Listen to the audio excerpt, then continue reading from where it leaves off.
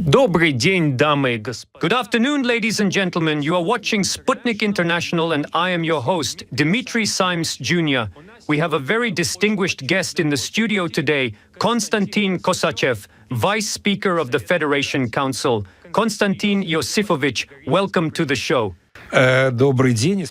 Good afternoon, and thank you for that warm introduction. Konstantin Yosifovich, there are a lot of geopolitical events in the world right now, but I would like to talk to you about Russian-American relations. When Trump won in 2016, many in Moscow had hopes that he would usher in a new era in US-Russian relations. But during his first presidency, US-Russian relations got worse, not better. What does Moscow expect from the new Trump presidency? Время его первого президентства. Well, first of all, let me say that every new US president naturally raises expectations both in the world and in Russia. Let's remember how President Obama, who had just been elected, managed to win the Nobel Peace Prize without having done anything. Every such new person raises expectations for the simple reason that his predecessor, as a rule, creates nothing but disappointment. This is such a common story. I can't think of a single person among the last dozen American presidents who left office to applause. People usually want something different. People see that things have gotten worse than they expected. This has become especially obvious over the past 3 decades, which obviously saw less than a dozen presidents. But it's obvious that as soon as the Cold War ended, American leaders rather arrogantly bet on maintaining their global dominance, what they called hegemony. They were inspired by what they believed was a victory in the Cold War. They saw no need to change anything about themselves, about the United States of America, about its foreign policy, about its domestic policy. Everything just needed to be reinforced and expanded. What in English is called to expand. And this trend has continued to this day, although it is obvious that these 30 years have turned out to be a time of unfulfilled hopes and expectations for the United States and the outside world. I am talking about American hopes and expectations, although obviously here in Russia we also counted on and hoped for something quite different.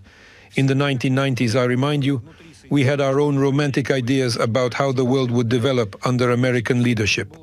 Let us remember the time of Kosachev, our foreign minister, and President Yeltsin, who publicly tried to bless America when he spoke before Congress. I am providing this historical background for a reason, because I want to answer your question about what we expect from Trump's second term. And of course, we have expectations, because what happened under Biden was undoubtedly a period of deterioration in Russian-American relations, but also international politics in general, because the number of crises in the world has certainly not decreased. And moreover, in a number of cases, they continued or were even exacerbated by the mistakes made either in the name or under the guidance of America's infamous leadership. It is true that in President Trump's first term, we went through a period of inflated expectations, and Trump's first term for our country was perhaps once again a period of loss and disappointment. There's no question that what he did with Russia was in many ways much tougher than what his predecessors did. And it wasn't just in regards to Russia. He managed to destroy a lot of multilateral agreements. One deal with Iran, the so-called Iran nuclear deal, was a big loss, but there are many other examples. And Biden was absolutely no better. He was probably worse in some ways, but it's hard to compare because the beginning of the special military operation, this global crisis in international relations, all of that came during Biden's presidency. So it's hard to co-mapper, I would say. Regarding Trump, let's put it this way. The general public is obviously expecting a lot based on the fact that this is a man who has a track record, who built his campaign on negating what Biden and Harris did. So apparently he's supposed to act differently. But again, these are emotions that exist in such a broad public space. The deeper we analyze, the deeper we delve into professional thinking about the situation, the less rosy optimism remains. I say this frankly, I don't think miracles will occur. I'm sure that Trump will be very uncomfortable for Russia. I use this word on purpose, an uncomfortable interlocutor, partner, opponent, whatever you want to call him, because he will fiercely defend his vision of the national interest of the United States. I specifically say that he will advocate not for the national interests of the US, but for his own vision of what those national interests are, which in some respects would be reasonable, and in others, in my opinion, would be erroneous. However, he will defend it very vigorously regardless. And unlike our naive times during the Yeltsin and Kosachev eras, he will certainly not find an understanding on the Russian side. And that's why on a scale of, 1 to 10, where 1 means Trump is a completely bad opponent for Russia, and 10 means he's a great partner for Russia. Personally, I would put my expectations of Trump right now somewhere between 3 and 4. Широкая публика. That's low. Yes, less than half. И вы сказали, что он некомфортный. You described him as an uncomfortable interlocutor and an uneasy opponent or partner. What issues do you believe make Trump most uncomfortable for Russia? Более некомфортный для России. Первое, с моей точки зрения, это... Well, in my opinion, the first thing is strategic stability arrangements, because strategic stability arrangements, primarily in the field of arms control and possible disarmament, imply equality of the negotiating parties. But for Trump, who still sees America as great and, of course, would like to make it even greater, the concept of equality, in my view, breeds a certain internal repulsion, some sort of recoiling at the idea of, are we going to negotiate with the Russians on equal terms, or are we going to negotiate with the Chinese on equal terms? Are we going to negotiate with the Iranians or, say, with North Korea on equal terms? I am convinced that for Trump, this evokes a sense of dismay at the level of, his mentality and worldview. And he'll carry on what he started it in his first term, then continued by Biden, to consistently walk away from any deal that would provide for equal rights, equal responsibilities, and most importantly, equal interests of the parties. So from my point of view, he will try to impose certain conditions on our country. He will try to impose some kind of constructs on China that will maintain some kind of preeminence for the United States and ensure the continued leadership of the United States. That's the first thing. Secondly, from my perspective, I'm sure that for Trump, Russia will not be the number one issue. It won't be the number one opponent, nor will it be enemy number one. For Trump, it will still be China and Iran at minimum. Perhaps some other centers of power will arise that will rank higher in this hierarchy as far as problematic issues go. And a very serious deterioration of relations is going to emerge there, a further worsening of ties. And for us, for Russia, both China and Iran are partners, obviously not the easiest ones. Without a doubt, I would not call our relationships allied in any case. Nonetheless, they are our close partners, and I sincerely express my gratitude to both the Chinese and Iranian leaders for the way they've behaved during these difficult last 2.5 years of upheavals in world politics. And that is why I see complications in the fact that in some cases, Russia will be forced to make a choice. You have to choose either you are with China or with us, with the Americans. We will offer you this and that in return. But then you'll have to throw your partners under the bus. This is what I unfortunately expect from Trump's conversation with the Russian president. Let us help you with Ukraine, but in return you have to forget that you have a comprehensive strategic partnership with the People's Republic of China.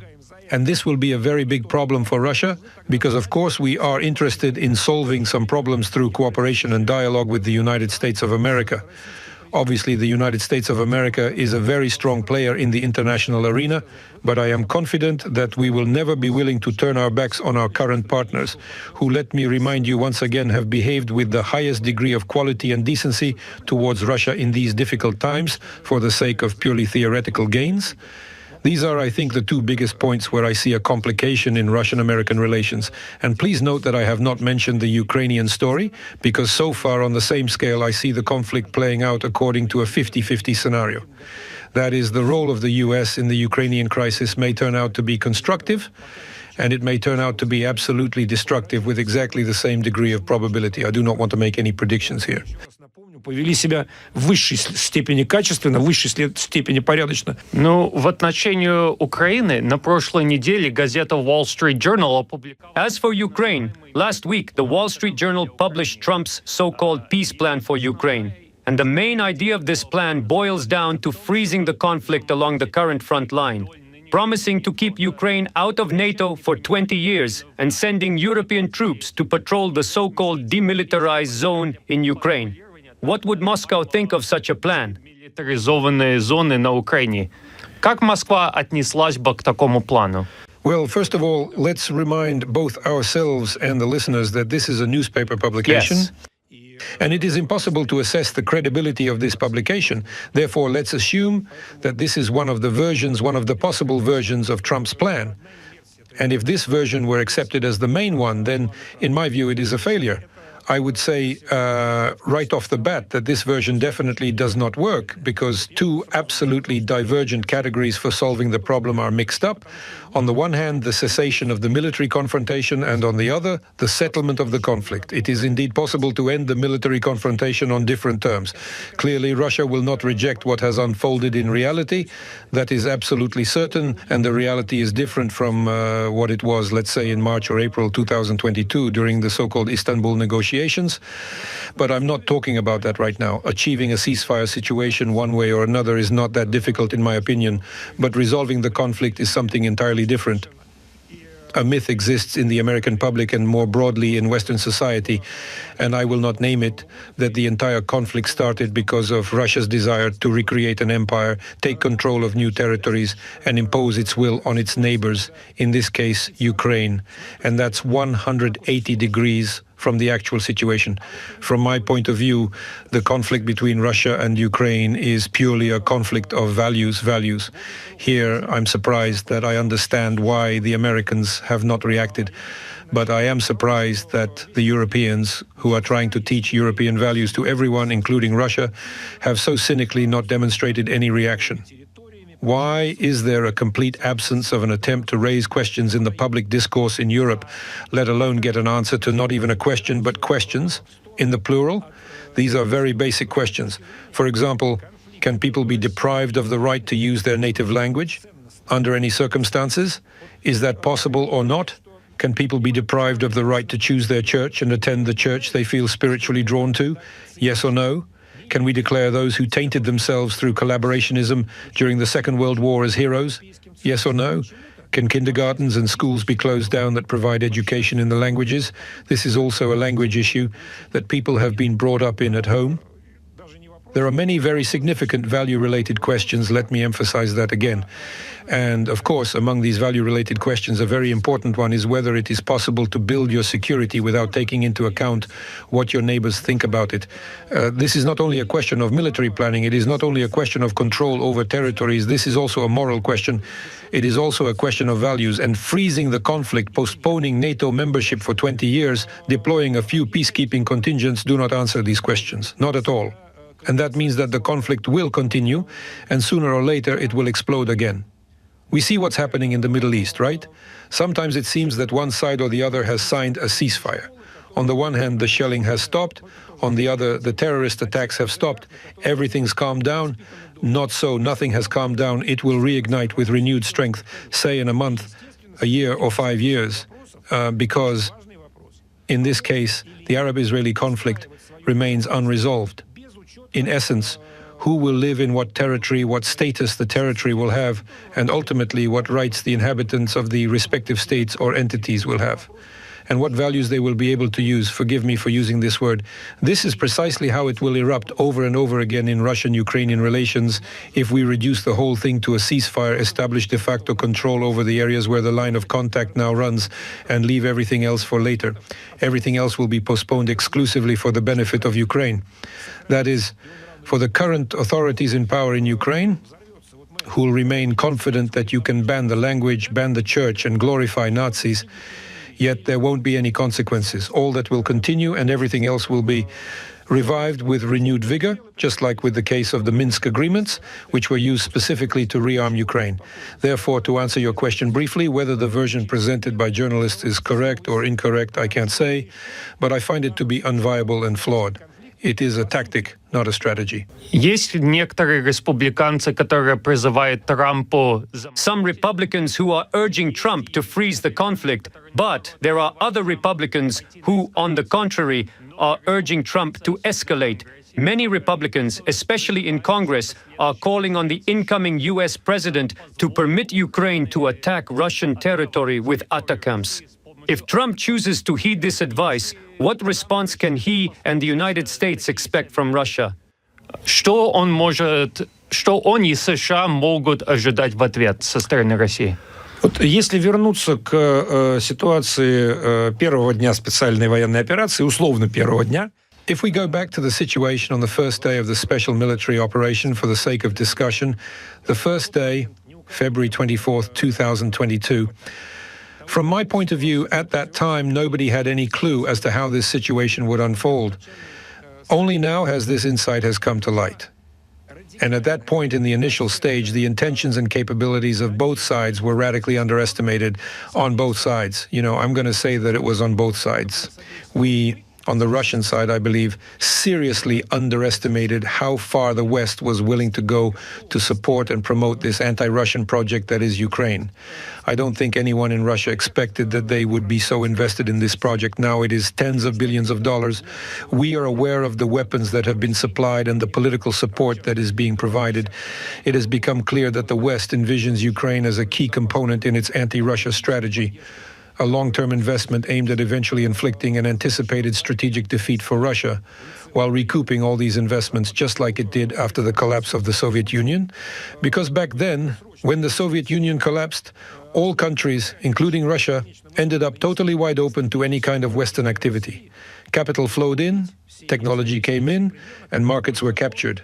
They took it all, as they say, with their bare hands, and I believe that those who bet on Ukraine's anti-Russian agenda initially anticipated a similar collapse of Russia.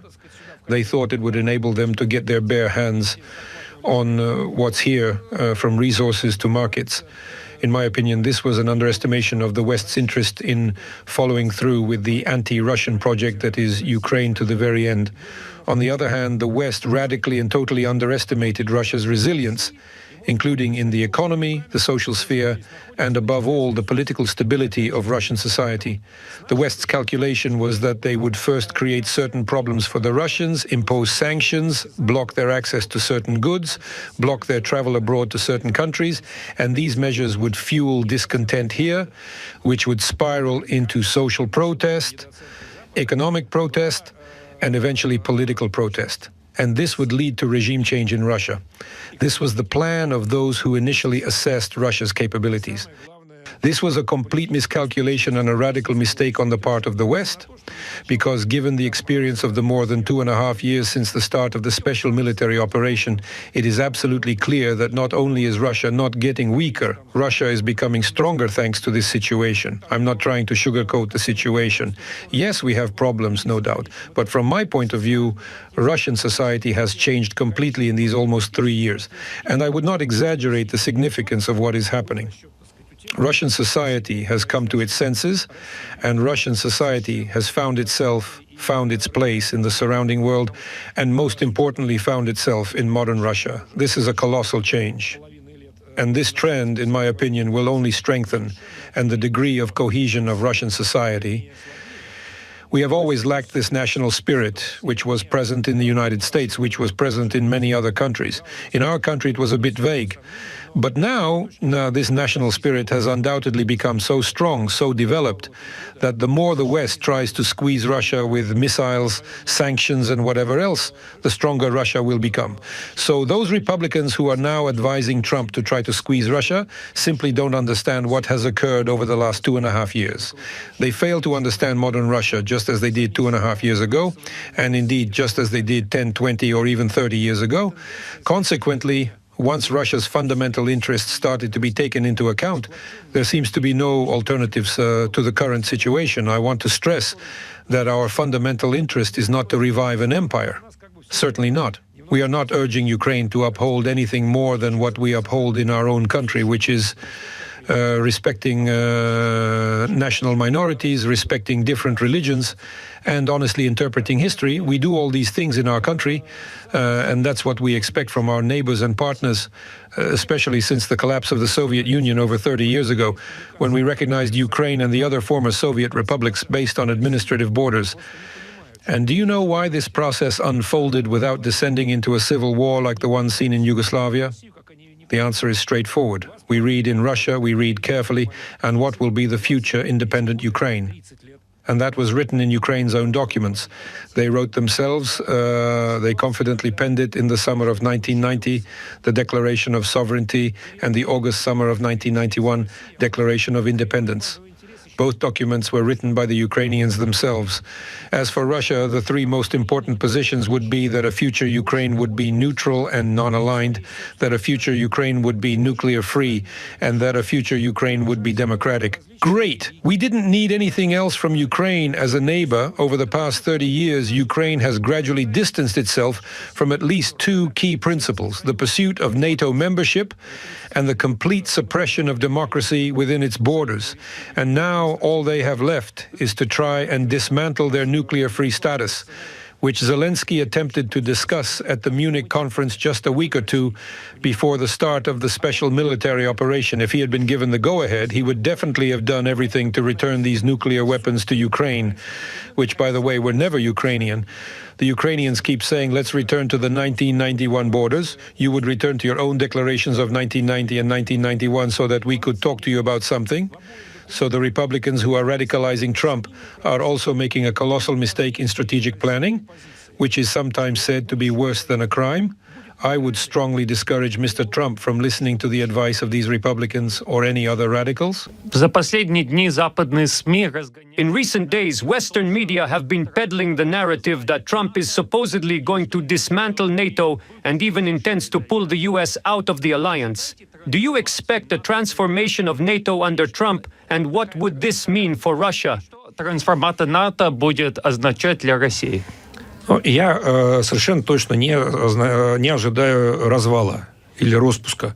I absolutely do not expect NATO to collapse or disintegrate, although it would probably be the best solution for the whole world if NATO, like the Warsaw Pact organization, had ceased to exist at the end of the Cold War. The world now would absolutely be safer, more peaceful, and more free of conflicts, because NATO for a long time has not solved security problems but only created new problems.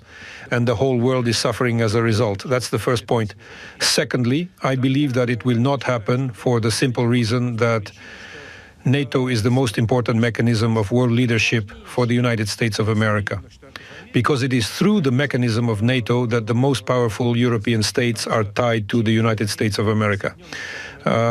Europe is a very strong center of power, not the only one, but a very strong one.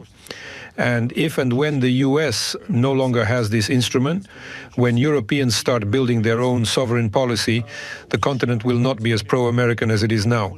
So, from my point of view, it would be a profound mistake for any American leader, from the vantage point of American interests and their claims to world hegemony, to destroy the mechanism of NATO. But there will probably be a transformation. It will probably become a more pragmatic relationship. Trump is likely to start counting how much member states spend on alliance goals. He will ask European partners to make more concessions to the US and to be more aggressive against US rivals. Once again, I'd like to reiterate that China and Iran are likely to be in the forefront. Europe has a much more flexible position on these countries, let's say, than the United States. So there will be shocks and crises. There will be some changes, but I am far from predicting the collapse of NATO, and I say this with great regret. I would very much like to see the collapse of NATO for the sake of global security, global stability, and global peace. Позиция значительно более гибкая, скажем так, чем... Я думаю, что многие из наших читателей... I think many of our readers would also see the collapse of NATO as a cause for celebration. But we have another reason to celebrate, and that is my final question. This week we are celebrating Sputnik's 10th anniversary. What would you like to say to our readers and listeners? Читателям и слушателям. Первое, разумеется, поздравляю и коллектив. First of all, of course, I would like to congratulate the Sputnik team and all of us listeners. And I also include myself among the listeners of this radio station on this foremost milestone anniversary. Understandably, this 10th anniversary can be divided into 3 quarters of conventional professional creative work. In the past 2.5 years, Sputnik has been hit with serious obstacles, requiring much of its work to be rebuilt on the march, and nearly needing a complete overhaul due to challenges faced in Western-controlled nations. And these are not only Western countries, but also countries controlled by the West. With this in mind, I would like to convey 2 wishes to the staff of the radio station. The first is to remain as professional, as objective, as honest as you have exemplified yourselves over these 10 years. There are not so many truly free and independent media left in the world, and Sputnik is definitely one of them. And the second thing, of course, is a swift return to normal operations, not being hampered by sanctions, broadcasting blackouts, or being cut off from avenues of funding, because the regular functions of any media outlet depend on these matters. I'm certain that this is on the horizon. The fact that you have been able to maintain your audience under these dire circumstances. And what's more, I see the numbers are growing and expanding almost exponentially. It shows that your work is in demand and that you are blocked not because you are spreading fake news or disinformation, as Western propaganda tries to paint it. You are blocked because you are highly competitive and your listeners and readers find you interesting. This means that you are on the right track. Therefore, summing up my first and second wishes, I wish you only one thing: to remain confident that you are on the right path and to keep going forward on this path. Happy anniversary, dear Sputnik. Константин Иосифович, огромное спасибо за ваше время. Konstantin Yosifovich, thank you very much for your time, and I would like to thank our viewers as well. If you enjoyed this interview, please like and share so that as many people as possible can watch this interview. We also encourage you to subscribe to our Telegram and Twitter accounts and follow our website. Thank you very much. Until next time, goodbye. Огромное спасибо. До следующего раза. Спасибо. Спасибо.